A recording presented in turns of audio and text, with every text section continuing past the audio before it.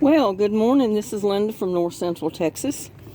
I'm out here this morning getting ready to harvest my basil. If I can get over here to it, I've got these big old pepper plants in the way. But I usually just harvest the very top because that's where all the seeds will start forming. It'll start putting out flowers and seeds. And it does it right at the very top. I mean, you can harvest the leaves too, but you don't want it to go to seed unless you're ready to collect seed, because then the plant will die on you, because it'll figure it's already finished doing what it's supposed to do. Don't know what you can see here.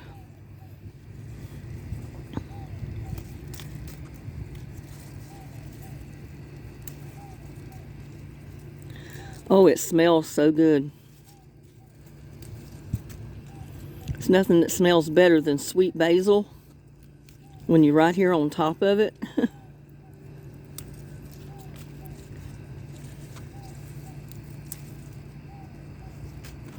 And we just had a hard rain and supposed to get more rain today, so it's pretty clean.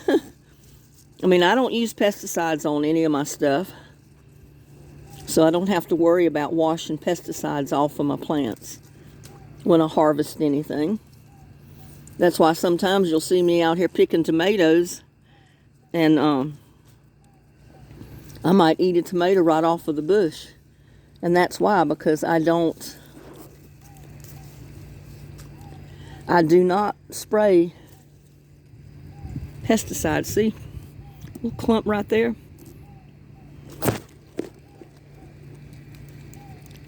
And then, of course, you can get the leaves. I mean, like I showed you, I had broke the first time I harvested basil off of this. I broke it all the way down to the very stem almost. I mean, right down to the roots.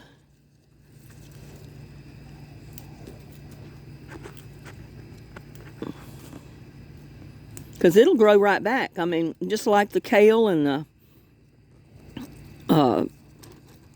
Chinese cabbage and all that, you can break it right down to the stalk. You know, harvest all your leaves, cook them, and the next few rains you'll have, all of that stuff will just grow right back. And it doesn't matter how much I harvest off of this, it's going to grow back. So you can get just probably all the basil you'll need for the whole winter right off of one bush. Oh, I can't reach that one back there. All of my stuff is planted pretty thick because sometimes I never know what's going to make it and what's not. So I figure if it gets too thick with stuff, I can pull something out. But if it grows real good, I'll leave it, unless I see that it's starting to have a problem. And the basil seems to like it here, so. And I didn't bring a knife or anything. I'm just relying. And see, I haven't even hardly touched that plant. And I've got a whole bowl full of basil here. Take it in here in the house and show you how I do it. Now, normally I would wash all this, but like I said, since I do not put any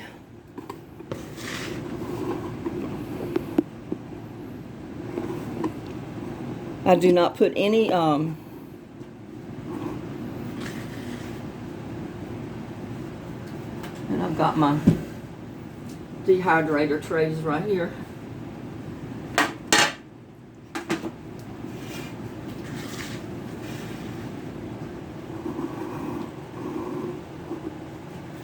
See if I can fix this camera so you can see what I'm doing. There. All you have to do is break those leaves.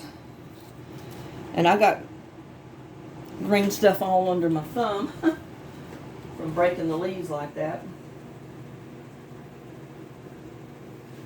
Normally I would cut it with probably a pair of scissors or something like that. But since I had the camera out there, I just broke it off with my fingers. Because I can't hold the camera. And do all that. So. But anyway, here I am with my butt anyway again. Just break the leaves off and spread them out because you want the airflow to be all around your leaves.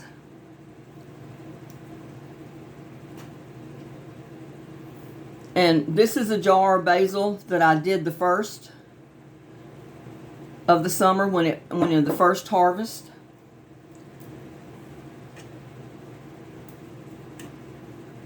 I don't know how many of you buy basil, but you know, all the spices can get pretty expensive if you buy very many to cook with. And I love cooking with basil.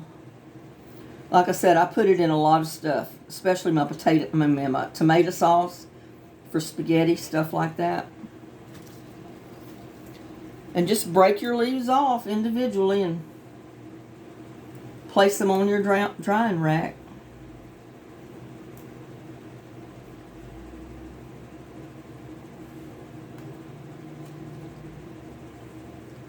I mean, it takes a while for it to dry, don't get me wrong, but, you know, these dehydrators, they don't pull that much electricity. And if you live in Texas like I do, you could pretty much put them on some kind of a rack or a paper towel or something like that and dry them right outside in the sun. I thought about doing that, but I don't like to leave stuff outside like that. For one, I said it would be my luck the wind would get up and blow real hard and blow my basil away. Or if you have a wood stove or something like that, you can fix racks beside the stove and dehydrate your leaves just like that.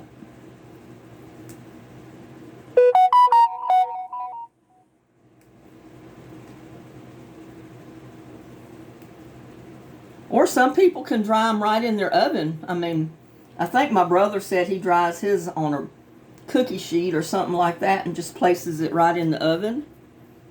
Puts the oven on a real low heat. I haven't tried that because I have a gas stove and I don't like burning my gas if I, can get away with it, because even propane is really expensive right now. It had been over $3 a gallon most of the time.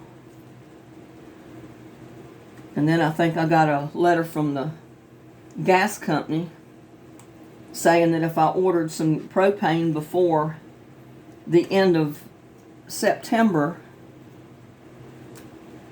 that I would get it at a discounted price, which that's probably what I'll do. But that's basically what you need to put on one rack.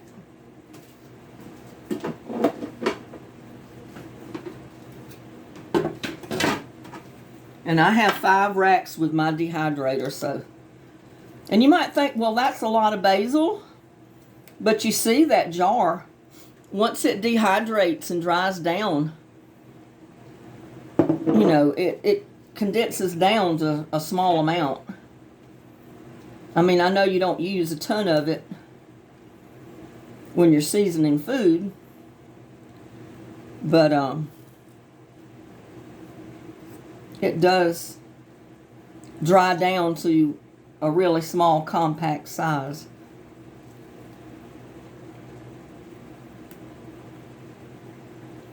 And like I said, normally, a lot of times people would maybe wash their basil leaves and stuff before they dehydrate them. I don't, because like I said, I don't use pesticides. It's just rain, so that's nature's way of washing my leaves, so I don't get bugs on it or anything. So my leaves are pretty clean. And the very tops like that, I mean, you can just lay the whole top right in there and it'll dry down. In fact, some of these leaves are still a little wet from the rain we had last night or late yesterday. Supposed to get more rain today. But you can dehydrate a lot of your own herbs and spices and stuff. I mean, I went to the store before and couldn't find the spices I was looking for. They'd sold out of it, and for some reason, you know, like everything else, they're not able to get some things back in very quickly. So, I know places like Home Depot and Lowe's, some of the home builders are really hurting right now because they're not able to get a lot of their supplies to build homes with.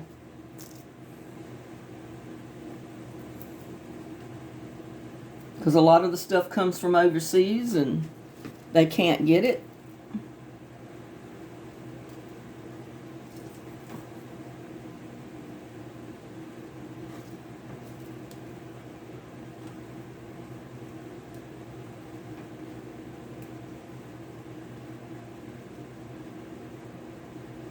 And the more you can spread these leaves out, the quicker they'll dry. You see, there goes my second.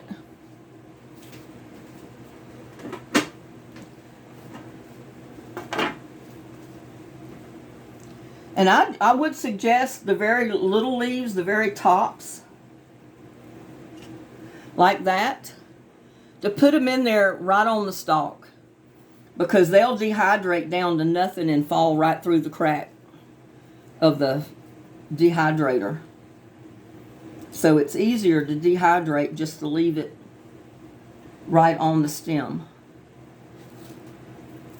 The bigger leaves, you can separate them.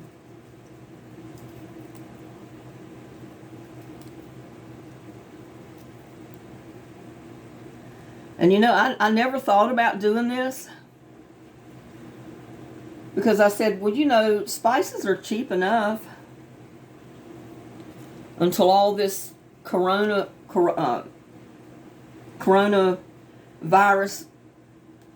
took over and everybody was homebound, and all of a sudden we weren't able to get stuff from overseas. And for some reason, we're still having that problem.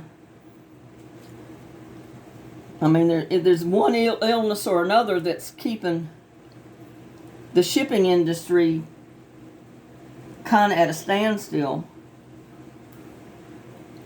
And we're not able to get some supplies brought in. I mean, we might eventually get them, but it takes a long time. It's not like it was before when, you know, they didn't worry about, well, when am I going to get it? You know, they just ordered it, and they pretty much knew when they were going to get it, and it wouldn't be that long. But now, you don't know.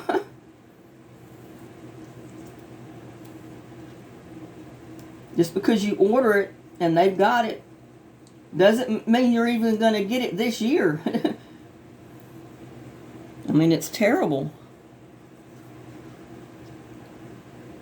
I mean, the shelves at the stores are still bare. I mean, it's not anything like it used to be. We just took it all for granted that stuff was going to be there, and we're finding out, well, it may not be.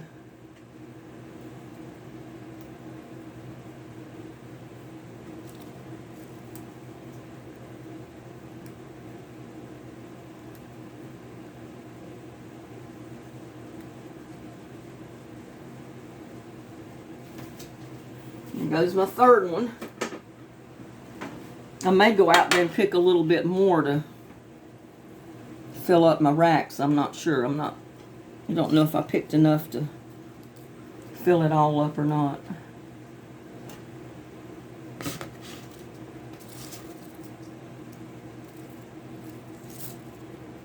That's another thing I like about planting in pots. Your plants do not get as dirty with sand and grit and a lot of other stuff that they normally do if you're just planting in the ground. And I like that.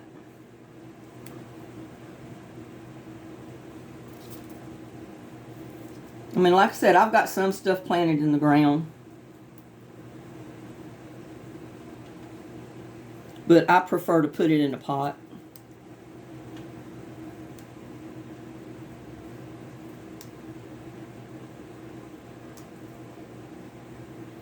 But I like the idea of drying basil because, like I said, I cook a lot of Italian meals. Not so much now as I did before when my kids lived at home, but I still do. And I like basil. And the fresh basil that you can dry yourself or just pick out of the garden and put right in your recipe is so much better than what you buy at the store.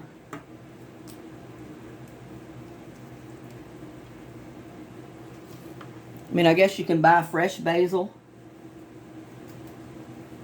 but then you have to buy a whole clump of it to just get a couple of leaves, and to me that's wasteful. I mean, if I was going to use it all, then yeah, but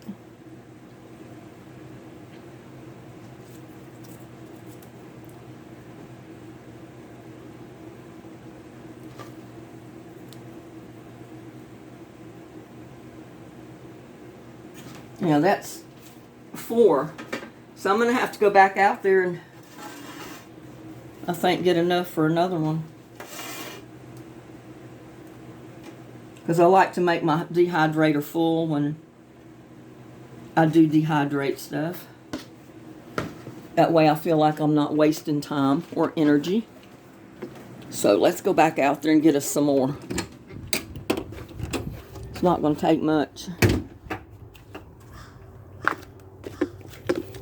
Yeah, sure, it looks like rain today. I mean, look at all my plants. They've really perked up since this rain. Get back in here.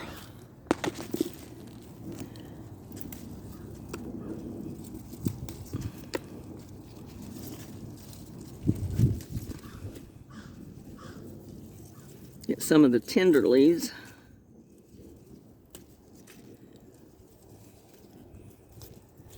And you can just pick the leaves. Don't get me wrong. I've done that. I did that last time. And I've let this plant get quite big this time. Because it actually helps to harvest your basil. Your bush will just brush, thicken up when it grows back.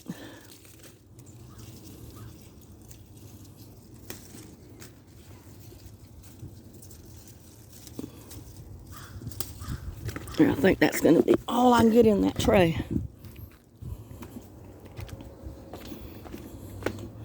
And see what it did to my thumb?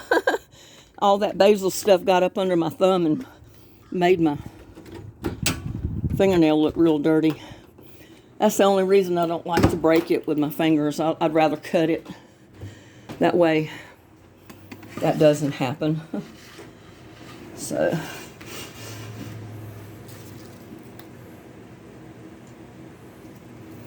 my hand's not dirty. It's just when you break basil with your fingers, whatever finger you break it with, it's going to get that way.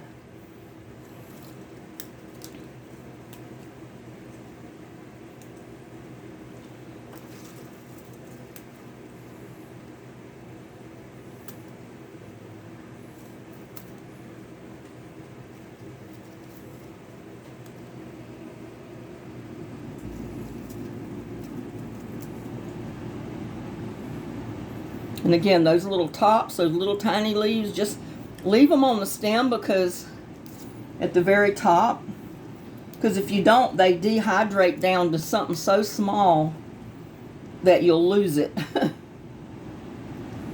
if you don't.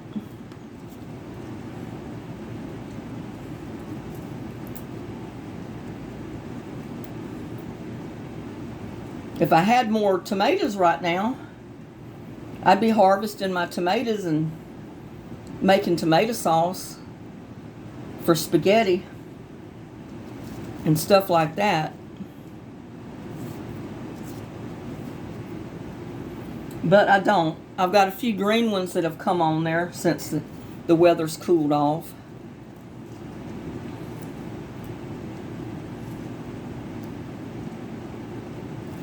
And if you harvest your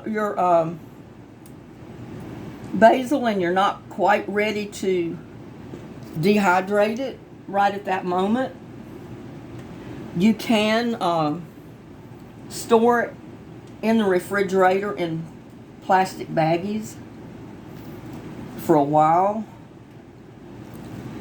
until you're ready to use it, or you can dehydrate it. I would not want to try to keep it in the refrigerator too long. That's the reason one reason I don't like to buy fresh basil. Because unless I'm going to buy it to dehydrate it, a lot of it spoil before I be able to use it.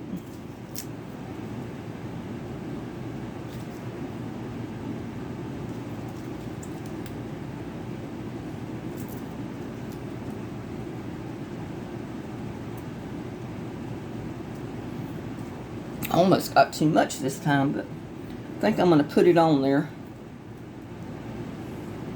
It'll dry. And what I do, I put it on there. I'll leave it for several hours. And then I might rotate my trays.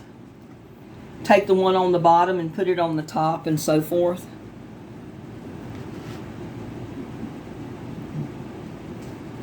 There's my last one.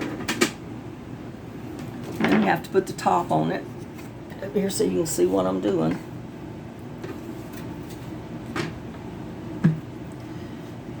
And I'm going to plug it in. I don't usually keep it plugged in unless I'm ready to use it. But as you can see, I've already got it preset to like 125, something like that. And like I said, I'm going to leave it there overnight, at least 24 hours before I even check it. Because it takes a long time for basil to dry. So we'll leave it there and get back with it when it's dried.